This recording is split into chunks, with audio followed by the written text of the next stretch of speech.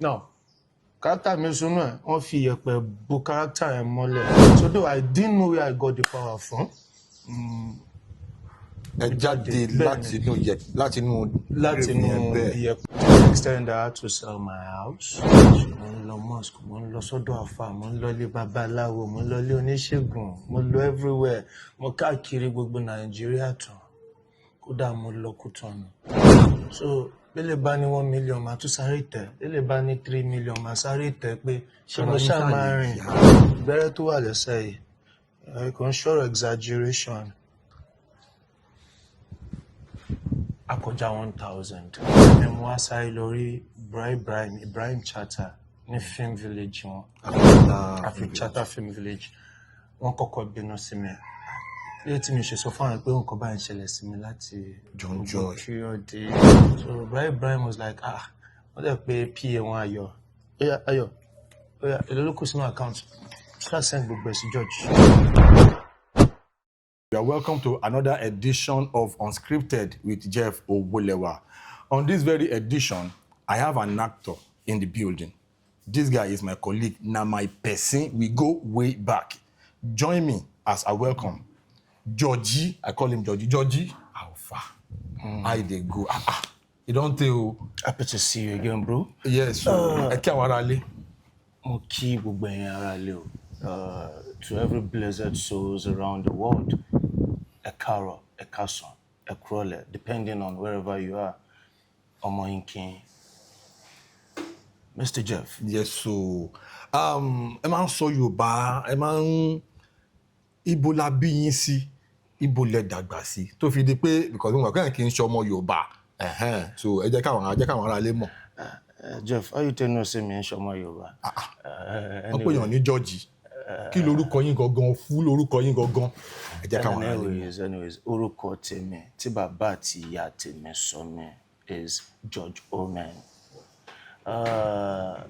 Gẹ́gẹ́ bí ìbéèrè tí Mr. Jeff Owolewa béèrè, ìlú Ìbàdàn náà bí mi sí, ìlú Ìbàdàn mo dàgbà sí, ìlú Ìbàdàn mo ti ka primary school, secondary school, kó tó di pé mo tẹ̀síwájú lọ ka our institution mi ní Federal Polytechnic of Kwara State far back many years ago. Ìlú tí àwọn òbí mi ti wá, Edo State ni wọ́n ti wá. Àmọ́ èmi fún ara tèmi máa ní ọmọ Ìbàdàn ni mí nítorí pé ìlú tán bí mi sí nìyẹn tí mo dẹ̀ dàgbà sí. Bóyá tí n bá lọ sílùú mi rí, bóyá ẹ̀kan ni. Mo lọ sí bàbá mi ńgbà yẹn. Wọ́n ní wọ́n gbọ́dọ̀ sí wọn sí Ìbàdàn torí irú ilé tí a ti jáde wá, and secondly wọ́n ní ọmọ ọba ni wá. So that is just that. Ọmọ ọba ni mí. Ọmọ ọba ni yín. So ọba lọ́la. Ẹ kàn kí n pera yín ní prince ni. No ṣe gbogbo àwọn kíní ẹ̀ ti yàtọ̀ sí ayé àtijọ́. During the olden days, bí àwa ṣe máa ń wo inú fíìmù yẹn, respect wà nígbà yẹn ju ìsìn lọ. Ṣé gbọ́ èdè ìlú yín? Mo ti fọ́ gbogbo ẹ̀ lójú. Anyways, tí wọ́n bá ń sọ, mo máa ń gbọ́. Àmọ́ àti sọ padà. Òmìnira díẹ̀ máa kọ́ máa pọ̀ fọ́. So it is safe to say that Gold tó jẹ́ ọmọ yín torí èmi mọ̀ yẹn dáadáa kò lè gbọ́ pa èdè ìlú yín. Jeff, why you do like this? You know, say most people don't know say I even get pikin. They don't know whether I get pikin self. Wọ́n bímọ o, ọmọ wọn dẹ̀ ti dàgbà. Ìfà á ti máa fẹ́ ní girlfriend báyìí.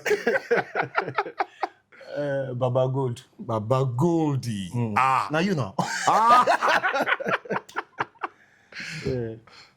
So, báwo ni, being from Delta State. Edo State. Being from Delta. Edo State. Yeah. Tán bí yín sí Ìbàdàn. Báwo ni, what can you call yourself? Are you a Yoruba man or an Igbo man? George, as an actor, báwo ni journey yín into the movie industry? Báwo ló ṣe bẹ̀rẹ̀? Àti pé ibo ló ti bẹ̀rẹ̀, ọ̀dọ̀ ọ̀gá wo ni? Ibo lẹ ti kọ́ṣẹ́? What a fucking long story. Sorry for that word, fuck. It's a real journey. a massive one because kí n mú báyìí kó lè bá yé yín dáadáa tí wọ́n bá ní mo máa ṣe Yorùbá film láyé mi máa nírọ́ ni. Kí ló fà? Ṣẹ́gun láti kékeré mi ni mo ti máa ní I want to be an American actor. Bruce Willis. Àbí náà tí mo dẹ̀ make attempt ní ọgbọ̀n ọdún yẹn láti achieve mission mi because ọ̀nà méjì ló pín sí. I wanted to be a soldier. Okay. A soldier and that's a US soldier. So pé tí n bá di America o máa ṣe film máa dẹ̀ ṣe army náà níbẹ̀. Ṣé you get so but mo lọ sí US embassy pa. Kí ló ṣẹlẹ̀ tán fún yín? Bí ogun àfọwọ́fà ni ọkọ jẹ́ pé àsìkò tí tó because àgbọ̀n tọ́lọ́run Ọlọ́run tí fẹ́ kí n long time yẹn because ká ní pé mo ti lọ ní àwọn ọdún yẹn nǹkan á ṣe mí sọ̀rọ̀ yẹn. Bí ti báwo? Because ọmọ líle ni mí gbogbo time yẹn láti kékeré mi ni mo ti jọ ọmọ líle. Bẹ́ẹ̀ pé Jeff fúnra rẹ̀ tó ń sọ̀rọ̀ gan mọ̀ kó tó di pọ́lọ́n kó wá yọ tó dẹ̀ yí wa padà. Now during the process ìgbà tí mo dẹ̀ ṣe ń ṣe tí ò ṣe mo kàn fi Yankee America lẹ́sẹ̀gbẹ̀ kan lẹ́yìn ìgbà yẹn mo ti travel lọ síbi over 5-6 countries. Okay. So thereafter ọjọ́ kan lọ́dún yẹn mo kàn tẹ̀lé ọ̀rẹ́ mi kan lọ sí location nígbà yẹn lọ́yọ̀ọ́ pé kí n tẹ lọ wo nǹkan tó ń ṣe gan. Getting there I met Ibrahim Chatta. Okay. Wow. Ibro. The way he attended to me, nígbà tí ọ̀rẹ́ mi introduced me sí, I was like, wow, so this man self nice for real life and I love his vibes. Láti bẹ̀ hotel, àjọ wọnú room ní this hotel tó dàbí Army Barrack nsìn. I don't know. I don't know the plaza. I don't know the plaza. Yeah, that was where I met Ibrahim Chatta there. Shout out to you. He's a very big boss. Àwa jọ wà nínú room àjọ sọ̀rọ̀ láàmì ru ẹjọ́ but gbogbo ẹjọ́ tó bá ń rò ẹjọ́ tó wà pointful ni tó bá gbé oúnjẹ lé náà wàá gbọ́ ẹjọ́ wọn oúnjẹ dẹ̀ máa jóná mọ́ náà because you won't be able to stand up tẹ̀ ní rántí pé gbé oúnjẹ lé náà gan because the story is sweet, his story is sweet. So there henceforth okay fine only I can be an actor. Because I get the criteria of acting, blah blah blah. He made me started acting Yoruba movies. Yeah, I'm doing it. So I want gongoni man pay ni ogami because I got he made me became a Yoruba actor. So you get though I featured in a lot of English cinema movies, but I'm a full Yoruba actor.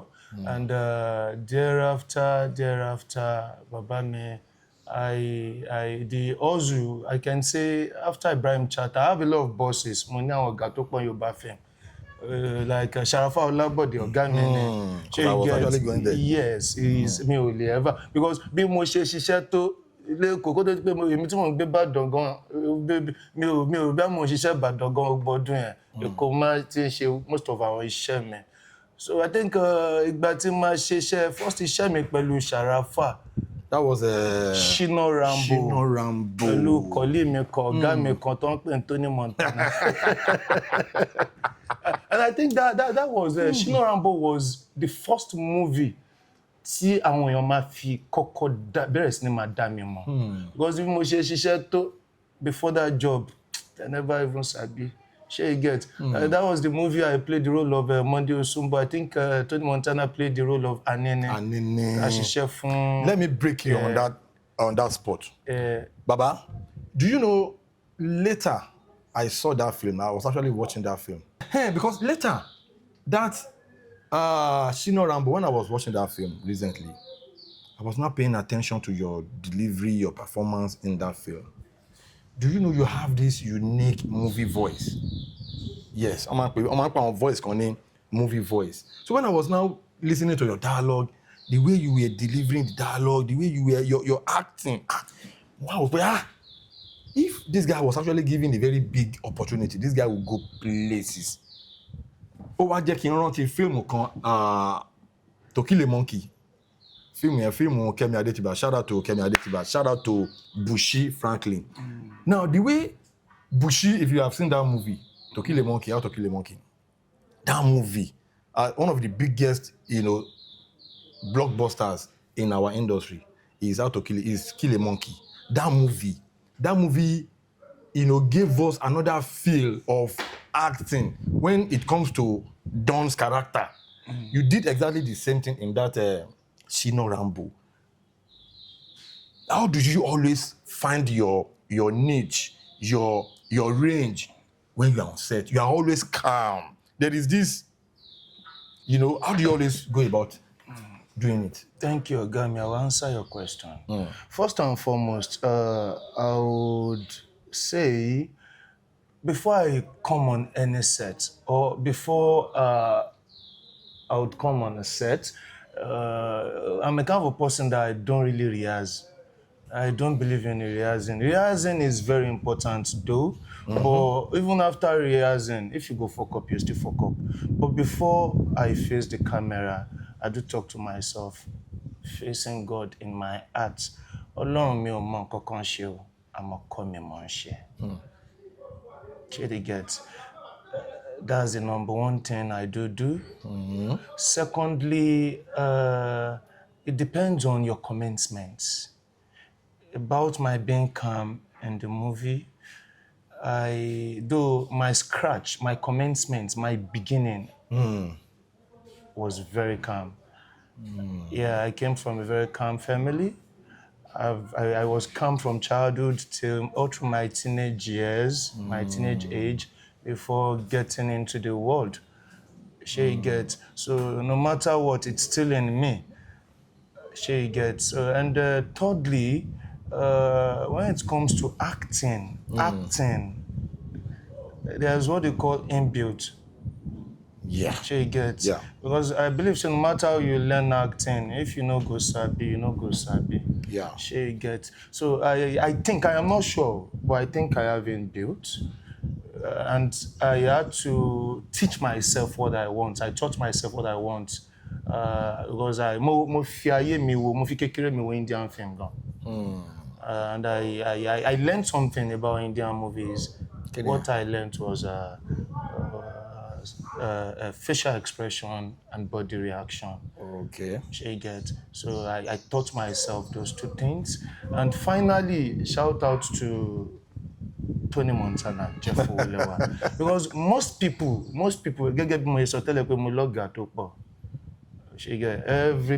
every actors are my bosses.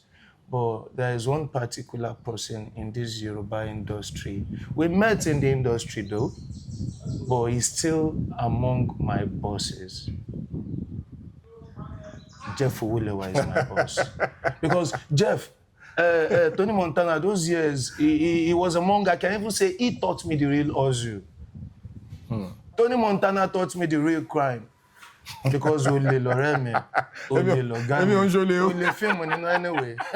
So, as I was saying, those years, if Tony Montana called me, Amani, where you do? We are the come Lagos now, we get job, we are more go. I mean, Buga mekpo gan, akọ mekpo gan. Timoto ba da mi ò ní lọ anywhere. Shey they get. Timoto mi ò bá ṣiṣẹ́, Jeff I no fit come. See, Amani, if car no good, carry your bag now. Mo do the hustle now. Leave car now. Shey you get. He taught me to be industrious in the game. Shey you get. Tí mo dẹ̀ really appreciate wọn. Wọ́n wà lára àwọn tí Ọlọ́run lò nínú ayé mi. Shey you get. I really appreciate you for that. Now God, Baba. Yeah. Now God. So I don't answer your question. So now, let's quickly delve into the next one. There is this movie. There was a movie actually that you shot, you produced, Monday Osumbo. On that set, I was one of the cast on that set. You actually Alaji ZZ. Yeah. That's your... You on that set, we encountered a lot of challenges. A lot. When we were shooting Yomi Olon, was it Yomi Olon that you got injured? Yeah. Then Yomi got injured. Then something happened on that set again. A lot of things started happening on that set. Let me remind you, Abe, there's a PM now. He's also an actor. Abe. Yeah. He's in a Korea, I think. Moto, Kolaji Ami really more Manuawa. To fill out Yeah. Windscreen surf, I've been a full light. Where mistakenly go break when you go climb this thing. A lot of crises happened. I'm talking not to set. my jade, a lot. But alhamdulillah, it was a success. Pari. Is that movie still on YouTube for people that have not seen it? YouTube, my own personal YouTube channel. Oh yeah, F1. Yeah, it's on GTV Studio YouTube channel. GTV Studio. What's the title now? Monday Osumbo. So Ayentiwanile Monday Osumbo is still showing on GTV channel, YouTube channel. GTV Studio. GTV Studio. Yeah. Yes. So every time we get this from Arale that you go and watch out the movie. Ẹ̀yin tèmi, ẹ̀yin bàbá wa, ìyá wa, àwọn ẹ̀gbọ́n mi, àwọn àbúrò mi, mo bẹ̀ yín títorí Ọlọ́run. Ẹ bá mi fi ìfẹ́ lọ́wọ́ Monday Osumbo lórí GTV Studio YouTube channel. Monday Osumbo ní kọ́kọ́ ló wà ń bẹ, ọ̀pọ̀lọpọ̀ fíìmù wà ń bẹ. Yeah, fún wa. Okay. Alágbádá iná wà ń bẹ. Which tí mo change title ẹ̀ sí Asọ̀rọ̀ Mátàsé. Yeah, it's on GTV Studio YouTube channel. Ashes wà lórí ẹ̀, Eru Ashes. Kò ń ṣe crime, because ọ̀pọ̀lọpọ̀ yín crime lẹ fi mọ̀ mí. It's a normal movie. Àbúrò tó fi ń kọ́ ọmọkùnrin, ẹ̀gbọ́n ìṣòwò. Ibrahim Chatta is there. Ọ̀gá mi wà ń bẹ. A lot of movie. Homicide. Tí èmi àti ọ̀gá mi yìí ti ṣe stunt tá ń fo orí ilé 2-3 story building tá ń ṣe car stunt. It's a fucking very beautiful movie. Watch your language. You taught me. Watch it. Slip of tongue. So it's a beautiful movie. She gets Homicide. It's that movie that I jumped from that spot. Where you say you want to enter inside this thing, where you say can you low? Oh my God! Because light wire did there. You remember when you press touch where you clear me come out? I remember. When the things don't die. Oh yeah, pariwo ngba tí ma dìde wọ́n ní àbájọ àwọn fíìmù yìí ṣe pé ogun náà máa ń lò lọ́kàn mi. Ọlọ́run ló ní kí director máa ti cut Don Richard got a bed dìde níbi ọ̀nà Poli Ìbàdàn. Àwọn yàrá ní ṣe pé ogun làwọn fíìmù máa ń lò lọ́kàn mi mo wí pé ṣé mi tọ́lọ́run kò yọ ní ogun. So she get So guys, just go to GTV Studio YouTube channel. Go and check out those movies. You will love it. Now, in the industry, we kind of have different challenges that we face as actors. Àwọn kankan ṣẹlẹ̀, àwọn accident kankan ṣẹlẹ̀. Share that experience with us. Bó ṣe ṣẹlẹ̀, ibi tó bọ́rọ̀ yẹn ṣe, àwọn lessons they learn àtàwọn nǹkan tó ń ṣẹlẹ̀, share it with us. Mr. Jeff, regarding the word challenges you used, as a man, we ought to face challenges. Yeah, of course. Because if you don't pray for challenges, you're going nowhere. You are going nowhere. You don't have a future. So I love challenges. I welcome challenges because I can tackle challenges. Regarding the accident, I don't know what kind of accident you're talking about because I remember that I just had a mobile accident a few months ago. The car got totally spot. So I don't know if it is a mobile accident you're talking about. The spiritual one. Tell us the spiritual one first, then you. Pastor Jeff. Unscripted Lawa. On this very show, we go unorthodox. We go unfiltered. We don't dilly-dally. We hit it straight up.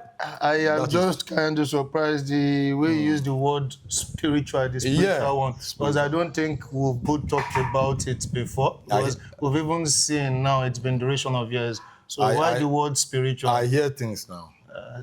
I guess spiritual problem. The walls get ears now. And we did the same industry together, so I know anyways, like they said, me, I believe and I don't believe because I believe only in God. Yeah. Yeah. Ẹni tọ́lọ́run bá pa, kò sí ẹni tó lè pa. Ṣé you get? What I can say briefly, though, it's what I don't like to say again. Wọ́n máa ń sọ wípé Òyìnbó máa ní problem shared is averagely solved. During the process when it started, I share, tired, complex, I open my hands outside. So I really got pissed and tired of sharing the experience. But like I will briefly do like you said. Okay. I can only recollect when I shot the movie Alagbada Ina. I shot it February 2021. Okay. I wrapped it up March 4. Okay. And it's just a normal movie to me. All movies normal, like my boss taught me. for as long as we are entertaining the world without a biased mind. So I think I should be free to do anything. The only thing I can remember I did in the movie was the commencement of the movie tí Baba wa Lalude ti Romi Lágbára nù Pósí. Yeah, it was Wọ́n bury pósí yẹn àbí? Pósí gangan, ó wà ńlẹ̀. So character mi wà nù Pósí yẹn. Yeah, it was covered. So wọ́n á fi agbára ṣe Pósí yẹn. Okay. Ṣé you get? So bẹ̀rẹ̀ tí Romi Lágbára tí wọ́n fi gbé ọ̀pá ìbọn yẹn fún mi. Yeah. Which is the walking stick. Yeah. Àti aṣọ agbára yẹn. So before doing the movie, I did some prayers though. In church, gun okay, no sorts. So and we removed the white cloth inside the casket. If you can remember very well before, because since the person is not dead, you can't. Yeah. And the second thing I believe it's a bit hard was we are a bit àwọn ọlọ́pàá ti sin character Lágbádá inú ẹ̀ láàyè. You get ibi tó ti jáde nù lẹ́yìn kò ń ṣe editing. Kò kí n ṣe effect. Kò ń ṣe effect yo. Raw picture ṣì wà tó snap wọ́n gbẹ́ ilẹ̀ yẹn. Ẹ dig grave báyìí. Wọ́n dig gidi gan ni. Ẹ wá character yín ẹ wá sùn sínú ẹ̀. I go send you the picture if you want. Please send. I will. So character mi sùn sínú ẹ̀. May so rest in peace. That movie, he was my editor, a very great editor. Okay. Only DOP àti editor movie. So Shakiru Tijani ló director. So I think you were supposed to be on that set. I called you. Yeah. You said you were busy. Yeah, I was busy. 104. So gbogbo wọn parí pé ọ̀gá ẹ má ṣe George má ṣe ọ̀rẹ́ má ṣe kíni ìléwu kíni tí ẹ ṣàgbowó ṣẹ́yìn. Since tó yẹ pé mi ò ní nǹkan burúkú sọ́kàn, wọ́n ti ń complain jù pé blah blah blah, let's make it real. Ṣé you get? Now, character mi sunu ẹ̀, wọ́n fi iyẹ̀pẹ̀ bo character yẹn mọ́lẹ̀. So though I didn't know where I got the power from. Ẹ jáde láti inú iyẹ̀pẹ̀ yẹn. Because though wọ́n kọ́kọ́ fi nylon bo ibi bí so iyẹ̀pẹ̀ ò ní kó wọ. Ní ojú àti mú. Yeah, nylon yẹn affect me. I couldn't breathe. So many call your nylon yẹn. So mo ceased breath me. Iyẹ̀pẹ̀ yẹn wà lójú character yín yẹn báyìí. Bẹ́ẹ̀ni. So mo ceased breath yẹn for like few minutes. So wọ́n ti stand by camera. Yeah. So on action. Yeah. Mo jáde nù ẹ̀. Ṣé they get? That was Alágbádá iná was buried there. Very powerful. So that was all I did in the movie. And the third thing tí mo rí pé bóyá Ọlọ́run ọba ló ń jẹ́ Alágbádá iná. Yeah, me dispute fact here. Ṣé you get? So ẹni tó bá dẹ̀ wo movie yẹn dáadáa, anywhere tí n bá ti ń sára mi, máa lo àyàfi Elédùmarè òun nìkan lọ́ba tó lè mú mi. Ṣé they get? So ọjọ́ tí mo rap film yẹn, which was March 4, 2021, mo kàn mọ̀ pé mo délé, mo sùn, mo jí lọ́jọ́ kejì, bó ṣe bẹ̀rẹ̀ nìyẹn.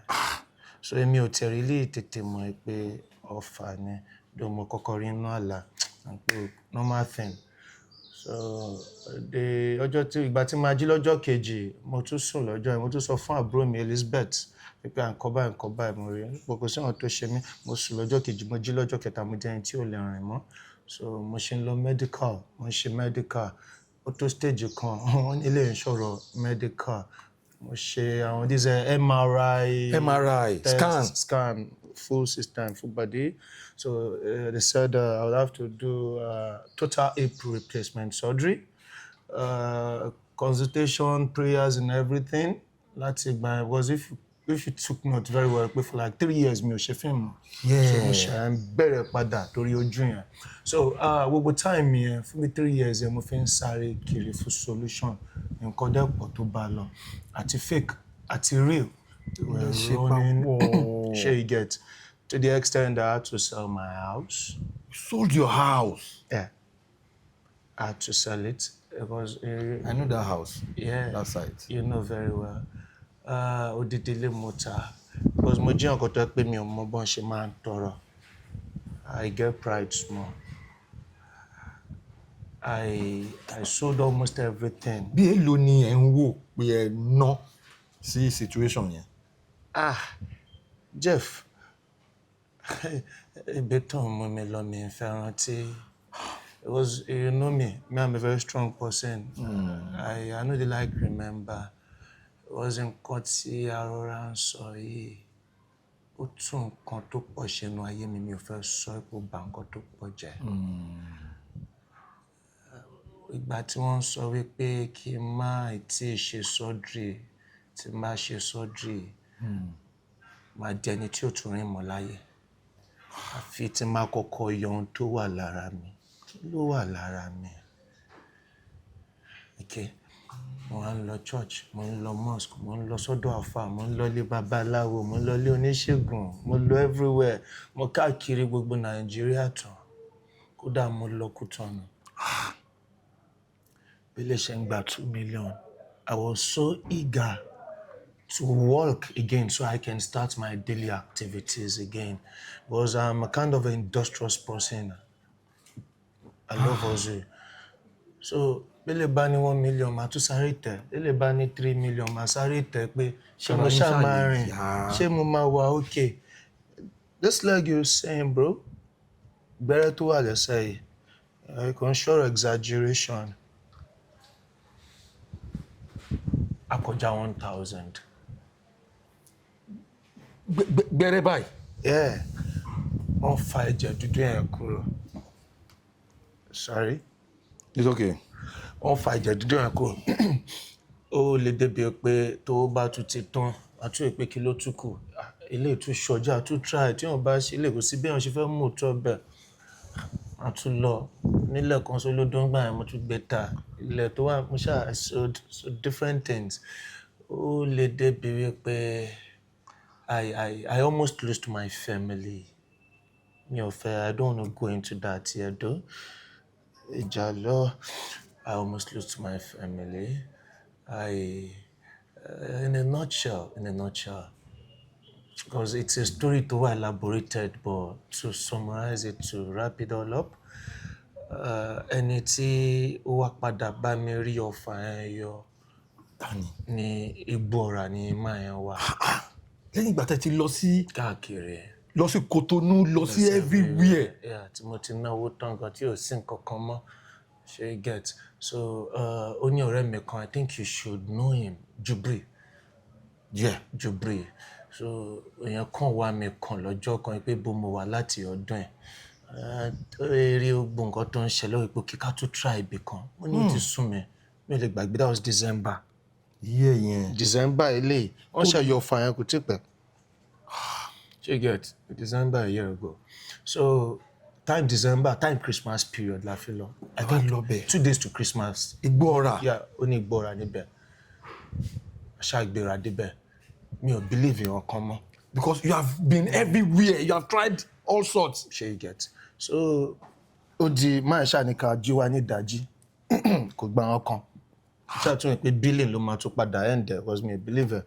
He carry one small calabash, kíní ọba kékeré ẹ̀, ṣá ń fi mi lẹ́sẹ̀, mo bọ́ṣọ gbogbo ẹ̀, ẹgbẹ́ kéré lè mi ti fẹ́, agbára báyìí ń blow, ara ń ta mí, ìwọ̀n gbélé ìyá tí mo ti fi gbogbo kíní ìjẹ gan pẹ̀lú gbogbo gbẹ́rẹ́ àti gbogbo ẹ̀. After bẹ́rẹ̀ yẹn ni gbogbo eléyìí náà still. Ṣé you get? Tí wọ́n máa ń sinmi ń gbẹ́rẹ́ báyìí, I mean I don't feel pains because the pains already my body self don pass down one. So ẹ̀jẹ̀ dúdú á máa dálẹ̀ pé àwọn fẹ́ fa oró yẹn síta. Ṣé you get? So máa ń ṣàǹfin kíní wọ́n pèdè Togo. So all of a sudden mo kàn rí ọkọ̀ tó jábọ́ sílẹ̀. Nínú fíìmù mo ti máa rí kíní Yorùbá fíìmù yìí. Nǹkan kan jábọ́. Bẹ́ẹ̀ni, bóyá ń fi kíní yẹn gbà kò jù báyìí lọ. Ó jábọ́ látara yín. Bẹ́ẹ̀ni sir. Physically ẹ rí báyìí. Kò ń ṣe movie. No movie. Inú movie náà lèmi náà ti máa rí. So kò jù báyìí lọ, ó dúdú. Ó wá ń mí. A few seconds kò wá mí mọ́. Wọ́n kọ̀wé pé ṣé ẹ ń ṣe tíátà fún mi bíbí ni? Ara ibo lélẹ̀ ti jábọ́. Aláma ní ara yín náà ní ara ta ni. Ọ̀rẹ́ mi dẹ́wọ̀n bẹ̀, same Jubri. Jubri abeg, I know say you be abeg where mo wẹ̀yìn kò sí èèyàn kankan. Kò sí gimmicks, kò sí anything. Kankan.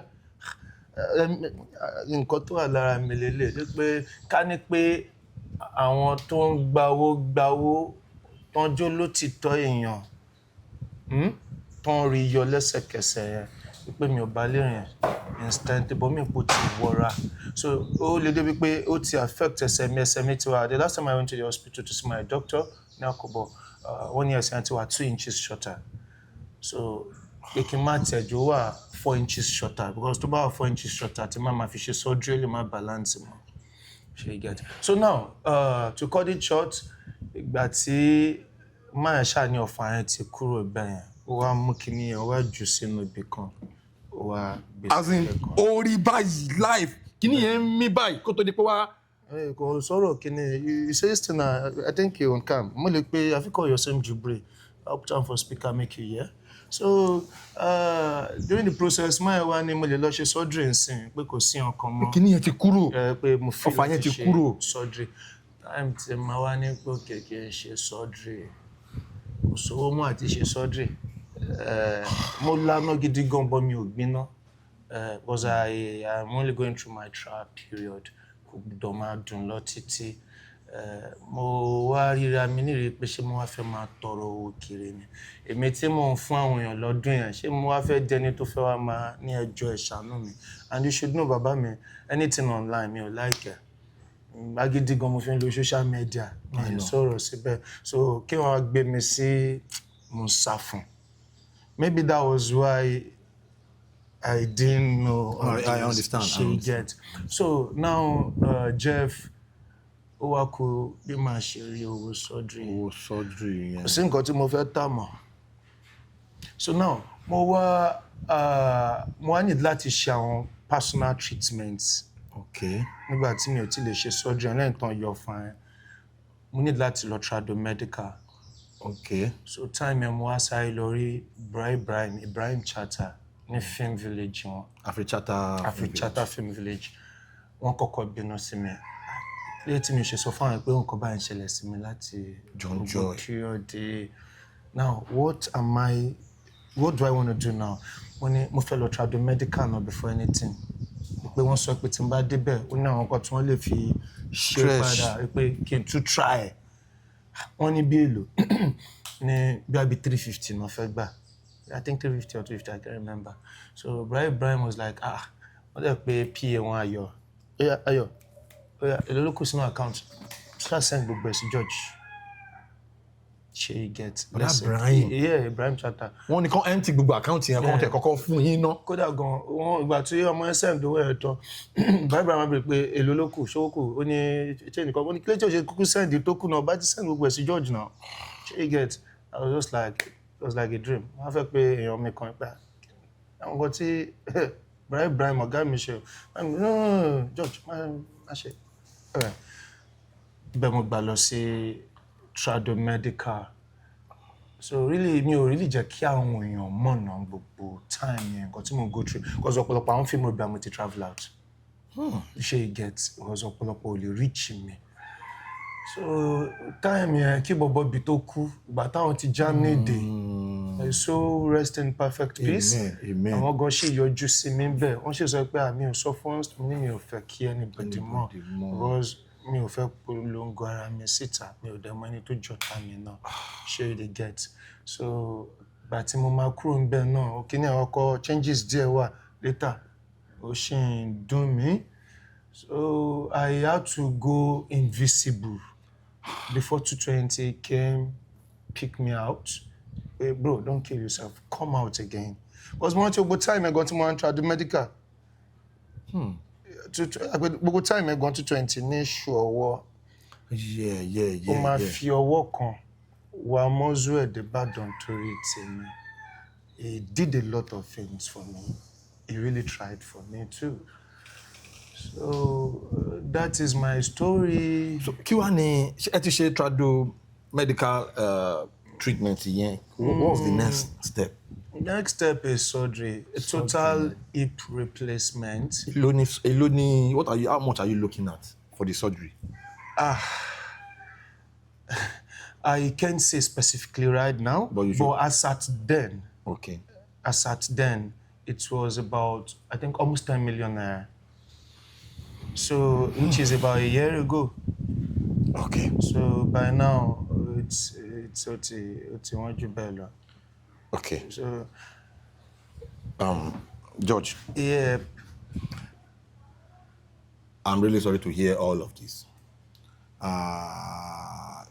It got to a point, I was kind of emotional, I was so teary, but God, gbogbo ìkólọ yín tó ti lọ Ọlọ́run á dá padà ní ìlọ́po. Àmín. Àmín lórúkọ Jésù.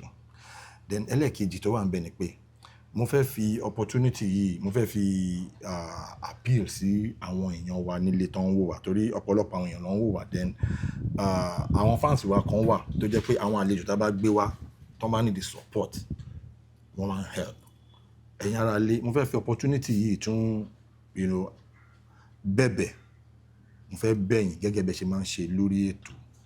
George is an actor, he's a fantastic actor, a very very fantastic producer.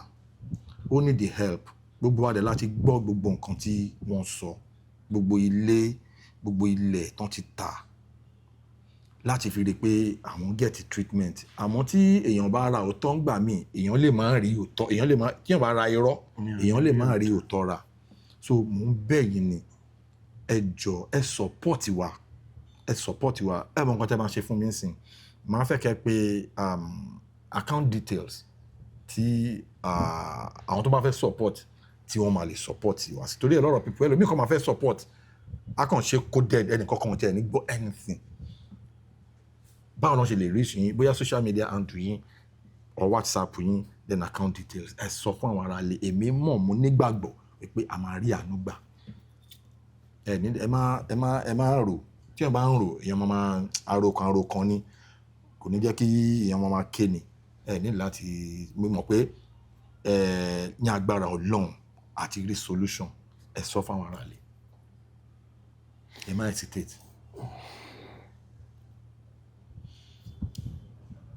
Okay. Yeah. I should send them give you. No, ẹ pè then àwọn ará ṣe gbogbo sending yẹn náà later. Ṣé máa paste ẹ. Okay, Access Bank. Okay. 07 Okay. 31 72 9409. Access Bank. George Oamen. Okay. Ẹ pè again. 07 31 72 9409. Access Bank àbí George Oamen. Now ẹ wá sọ contact yín ẹlòmíì lè send owó kó fẹ́ sọ fún yín pé okay this is it I have sent so amount of money this is the receipt ẹ sọ so let us have a point of contact.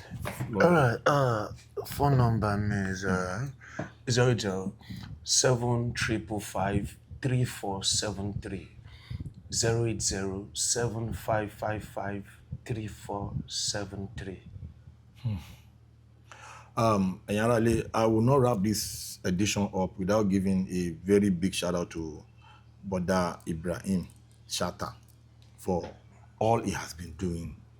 Ọ̀rọ̀ tẹ́ sọ yìí, oríṣiríṣi àwọn èèyàn tí mo ti bá sọ̀rọ̀ on set off camera tó bá tẹnu bọ̀ ọ̀rọ̀ Boda Ibrahim pé Boda Ibrahim tó bá kú last kọ́bọ̀ wọn tí èèyàn bá bá wá sọ́dọ̀ wọn Boda Ibrahim ò ní hesitate láti fún ẹni last kọ́bọ̀ tó wà lẹ́ exactly the same thing ló ṣe ní kéèsì tẹ̀yìn náà. No. Kàn ṣe tó bá kú last kọ́bọ̀. Ibrahim can even me ẹnìkan mi ọmọ bí ó lè fún yàn but ẹni tó bá lè drain account ẹ̀ fún yàn it's just like he's giving out his life too. And he's not expecting anything. He doesn't need anything from you. Shatta is another kind of a god on earth.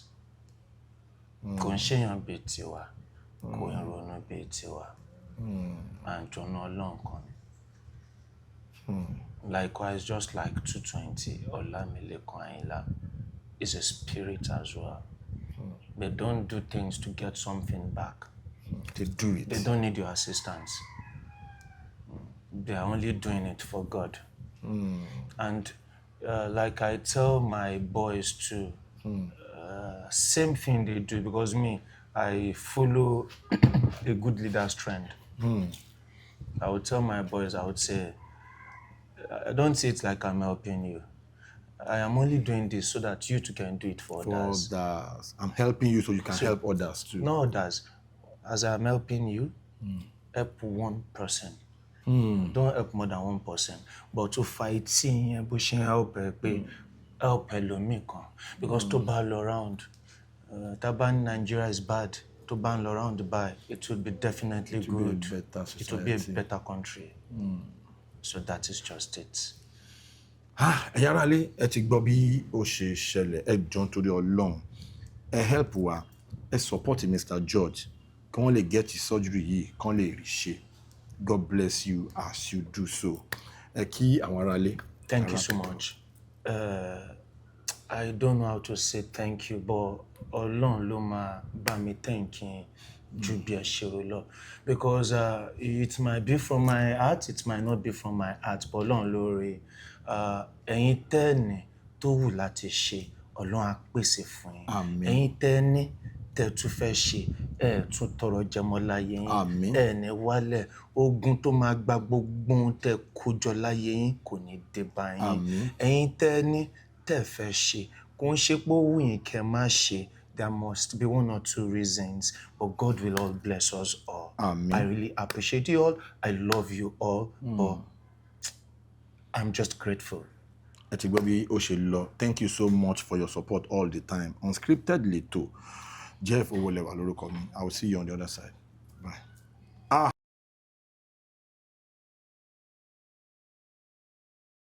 Please subscribe to my YouTube channel and press the notification button.